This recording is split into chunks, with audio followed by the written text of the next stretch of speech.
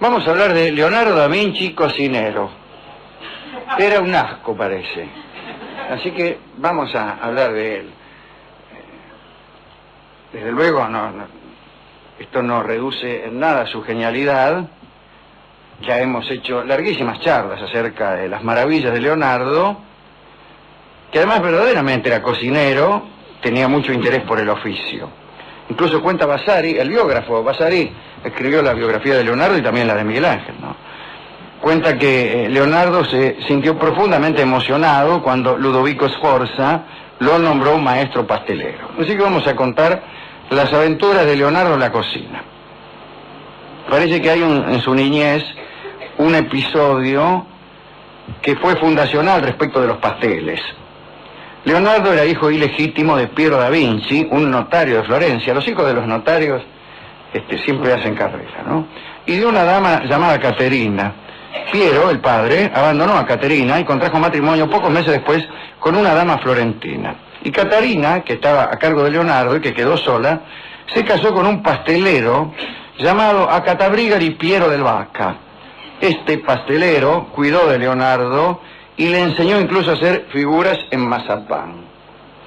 Después de cumplir 10 años, después de que Leonardo cumpliese 10 años, el notario Piero reclamó a su hijo.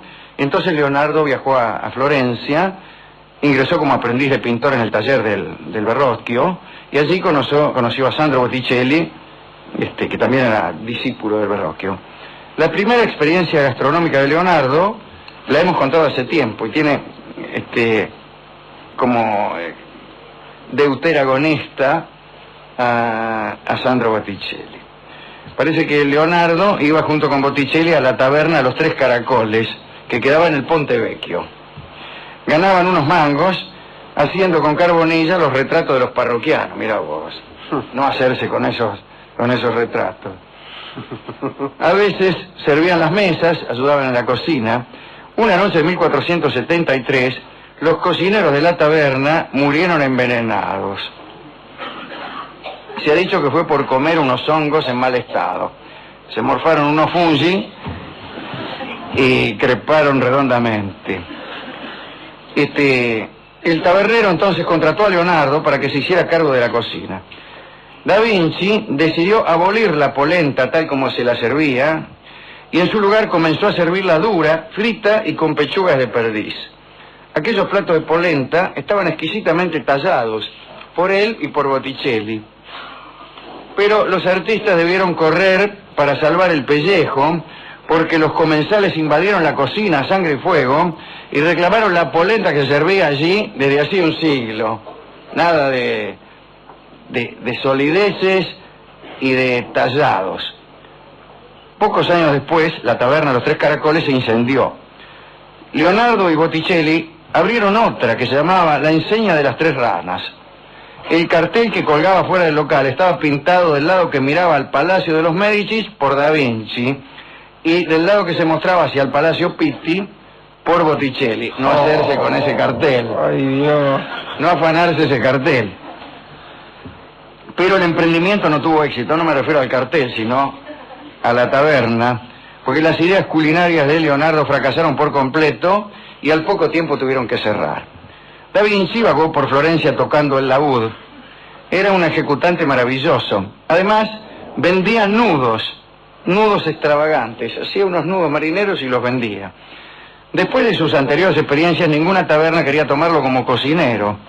Y el único proyecto en el que se comprometió fue en el de inventar unas escaleras de asalto para enviárselas a Lorenzo el Magnífico, Lorenzo de Medici, ¿no? Leonardo le mandó los modelos de estas escaleras en mazapán y los artilugios de Leonardo fueron presentados como postre exótico en una sobremesa y ávidamente devorados por los comensales, los invitados de Lorenzo. Da Vinci decidió entonces abandonar Florencia y enternecido Lorenzo le dio una carta de presentación para su amigo Ludovico Sforza, que era de Milán. ¿Saben? Los Sforza eran la familia que dominaba Milán. Sin embargo, Leonardo, cuando recibió la carta de recomendación, la abrió para ver qué decía. Es lo que hace uno siempre con las cartas de recomendación que le dan para otro, las abre primero uno. Y en la carta Lorenzo le decía a Ludovico Sforza que le recomendaba a Leonardo como gran ejecutante de laúd. Entonces Leonardo rompió la carta y falsificó una nueva, donde se presentaba como ingeniero, pintor y cocinero. Ludovico Sforza le dio audiencia y finalmente lo nombró consejero de fortificaciones y maestro de banquetes y ceremonias de la corte en Milán. Ludovico le solicitó, entre otras cosas, que planificara una modificación para las cocinas del palacio. Leonardo diseñó entonces una fuente de fuego constante. Era una cinta transportadora que iba lanzando troncos dentro de una hoguera. En vez de vigilar el fuego, un hombre debía depositar los troncos allí, sometido a una determinada periodicidad. También diseñó una fuente de agua hirviente constante, aparatos para moler, para pelar, para limpiar, otros para espantar los humos y mantener el aire limpio. En realidad eran unos fuelles instalados en el techo. Aparecieron también aparatos para mantener el suelo limpio. Eran unos cepillos atados a unas sogas y a las patas de los bueyes, que cada vez que se movían accionaban los cepillos.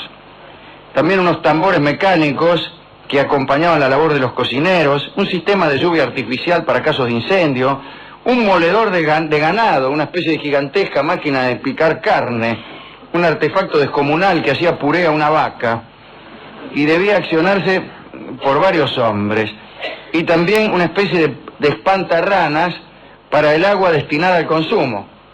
Tenían el agua para tomar en los barriles y se metían las ranas dentro.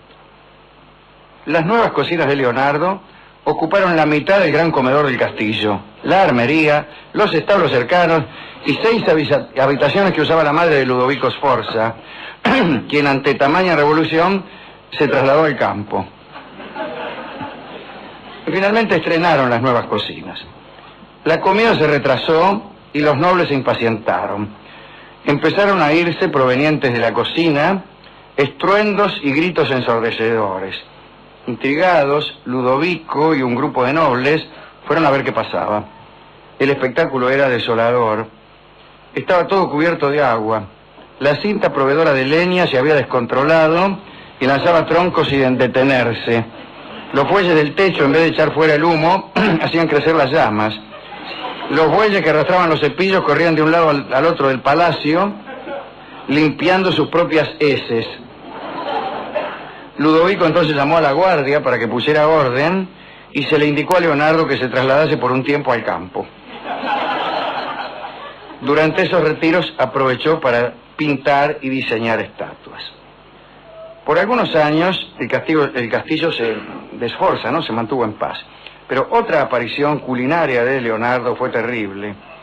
Hizo un ensayo con un carro que debía funcionar como cortador automático de berros. Los berros, esas yoyuyitos que crecen en charcos también, ¿no? Bueno, hizo un carro para cortar berros, pero el carro se desbandó y mató a varios miembros del personal de cocina y a 3 jardineros. Tanto es así que tiempo más tarde Ludovico usó ese carro mortal contra las tropas francesas.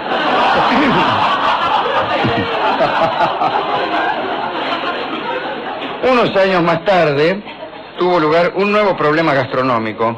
Iban a festejar la boda de Ludovico con Beatrice d'Este. Los d'Este eran de Ferrara, ¿no? Leonardo planeó construir una réplica del palacio de como 60 metros de largo, con bloques premoldeados de masa de pastel, reforzada con nueces y pasas de uva y cubiertas con mazapán multicolor. Los invitados entrarían al castillo de pastel, parecido a aquel que nos imaginamos con el cuento de Hansel y Gretel, y se lo comerían. Incluso se lo comerían en los lugares indicados por Leonardo para que no se hiciera frágil la estructura y no se derrumbara. Pero hubo un problema. Sí, hicieron el palacio grande como una casa, palacio de mazapán, pero se abalanzaron sobre la construcción miles de pájaros, ratas, perros y alimañas de toda índole. Y durante la noche previa al festejo se libró una batalla campal entre el ejército de Sforza y las alimañas. Pero todo fue inútil. Al amanecer los soldados estaban enterrados hasta la cintura en una masa informe, intentando quitar los cadáveres de los animales perseguidos. Quizá debido a la presencia de su nueva esposa, Ludovico se mostró indulgente. Le aconsejó a Leonardo que visitara al prior de Santa María delle Grazie, que buscaba a quien pudiera realizar una pintura en una pared desnuda del priorato. Sería La Última Cena, quizá la obra en la que más trabajó. Ahora bien, pasados varios meses de encargado del trabajo, el prior le escribió a Ludovico, desconcertado ante el accionar de Leonardo y su cuadrilla de ayudantes. Parece que no hacían otra cosa que situar una y otra vez unos manjares y vinos que solicitaban al priorato frente a la pared sobre la cual el maestro iba a pintar la obra, ¿no? Como modelos. Todos los días mangaban vino y manjares. Pero una vez terminada la disposición de los elementos de la mesa y trazados algunos bocetos, Leonardo ordenaba a sus ayudantes que comieran y él hacía lo mismo, y así todos los días del año. Los elementos de La Última Cena, los manjares que aparecen sobre la mesa, fueron devorados unas 300 veces hasta que Da Vinci terminó la obra. Dicen que la razón por la que Leonardo comió de esa forma, a expensas del priorato, era porque Ludovico llevaba mucho tiempo sin pagarle. Las experiencias gastronómicas de Leonardo siguieron desde 1516 con Francisco I de Francia, pero no tuvieron el carácter desmesurado de las que practicó con Ludovico Sforza. Sin embargo, además de las giocondas regaladas, entre Leonardo y Francisco sucedió respecto a lo culinario algo curioso. Parece que entre el palacio y la casa de Leonardo se construyó un túnel secreto para que el rey pudiera visitarlo cómodamente y sin prejuicios protocolares. Dicen que allí Francisco devoraba los spago mangiabile, cuerdas comestibles, unos fideos maravillosos que Leonardo sabía preparar. Así que estas son las cosas que teníamos que contar sobre Leonardo cocinero. Me gustó, ¿eh? Linda historia.